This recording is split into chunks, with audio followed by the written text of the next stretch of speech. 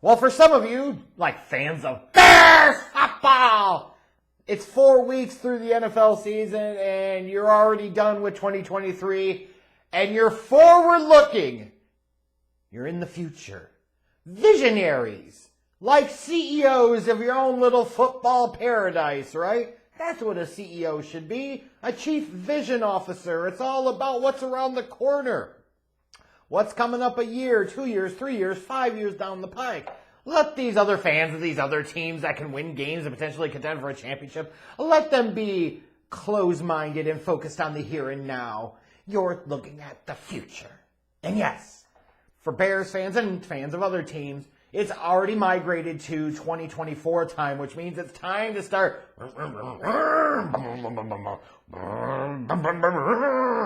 It's time to get the tanks fired up, baby.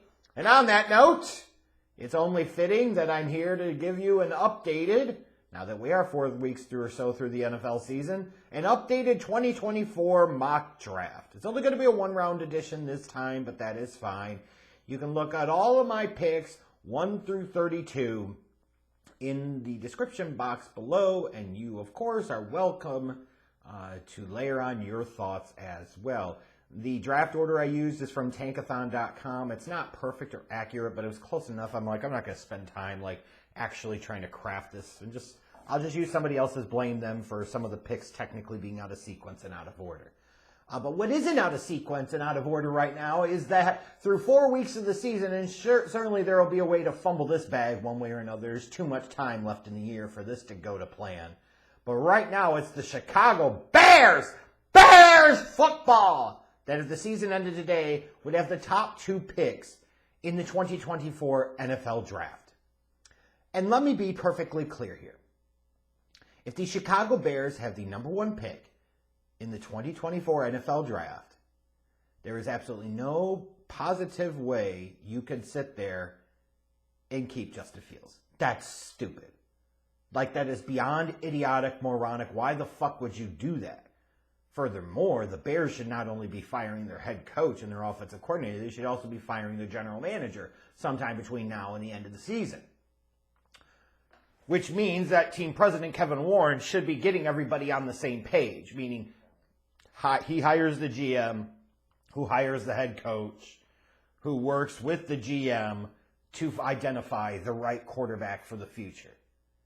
Why in the fuck would a new general manager want to tie themselves to a previous regime's quarterback in this case? That's stupid. Especially if you think Caleb Williams is going to be what you think Caleb Williams is going to be. Then you fucking take him at number 1. And I won't entertain any other dopey-ass, dumbass Bears fans trying to stubbornly cling on to this belief that Justin Fields could be the guy. Ew, look at how he played against Denver. Denver fucking sucks. Their defense is historically bad. Of course he looks somewhat competent. That doesn't say shit. Zach Wilson just looked better against the Chiefs on Sunday night than Justin Fields did the week before. What the fuck does that mean? Does that mean Zach Wilson now all of a sudden is once again the future and answer for the New York Jets at the quarterback position? Fuck out of here. But the real dynamic, or the real interesting thing is, let's entertain for just a moment, even though it's very unlikely to happen. But for the moment, it is what it is. The Bears end up with the number 1 and number 2 overall picks. The real question becomes, what do you do with pick 2? And there will be a debate, right, of 3 things. 1, it's take Marvin Harrison Jr. Take the Calvin Johnson type of Hall of Fame type of special talent at the position. Number 2 is going to be take somebody like a Fashanu or an Alt and really beef up that offensive line to protect your young quarterback, pair him with Darnell Wright, and then you've got bookend tackles for a long time. There's an argument to be made there. There's also an argument of, hey, maybe one of these quarterback desperate teams wants to sit there and move up to that 2nd pick, and you could peel back and you could get a whole new bunch of bounty of picks. And there's certainly a strong argument to make there. My leaning at this moment, is while those picks are nice, and even the thought of, sounds kind of similar to 2020, right? Or 2021, the debate between, Penei Sewell or Jamar Chase. I look at Marvin Harrison Jr. and say, if you think he's Megatron-like, you fucking take him and you don't apologize for it. At this moment. Now, as we go through the next few months, and if this really starts to become a potential possibility, or even if the Bears end up with like picks 1 and 3 or 1 and 4, and Marvin Harrison Jr. could be a reality along with the quarterback, I might change my thinking at that point. I might not. But as I stand right now, it is incredibly hard to envision wanting to pass up on the opportunity to draft Marvin Harrison Jr. Just saying. So, assuming that that's how it plays out for the first 2 picks, that would bring us to pick 3, which right now would belong to the Las Vegas Raiders, and it's got to be quarterback, because you would assume that's another new head coach, possibly new general manager situation. And at the moment, it's probably Drake Maye. And I know for Raiders fans, at least some of the pocket of Raiders fans that really, really, really want Caleb Williams because they really, really want Caleb's star power in Vegas, and I understand that. And there is definitely an argument to be made. It would be a great spot for him. Drake Maye would certainly feel like, at this moment at least, a pretty damn good consolation prize. The Raiders need something at quarterback. The fact that they signed Jimmy Garoppolo in 2023 was just dumb shit. Big surprise, week 4, they've already had to play a 4th-round rookie in Aiden O'Connell. Like, sometimes these teams are just fucking stupid. Now, watching the Broncos up close Sunday, as much as I want to say Russell Wilson still isn't great, and Russell Wilson should not be your long-term guy, you can make the argument of, oh, they did hire Sean Payton to work with him, and they're probably going to win just enough games to where they can't get one of the top 2 quarterbacks.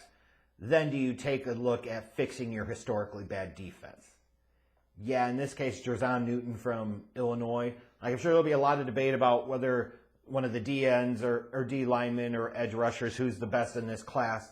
But I would be stunned if Denver didn't seriously consider taking defensive talent. They need a game breaker, a difference maker on that defense because they just don't have it right now.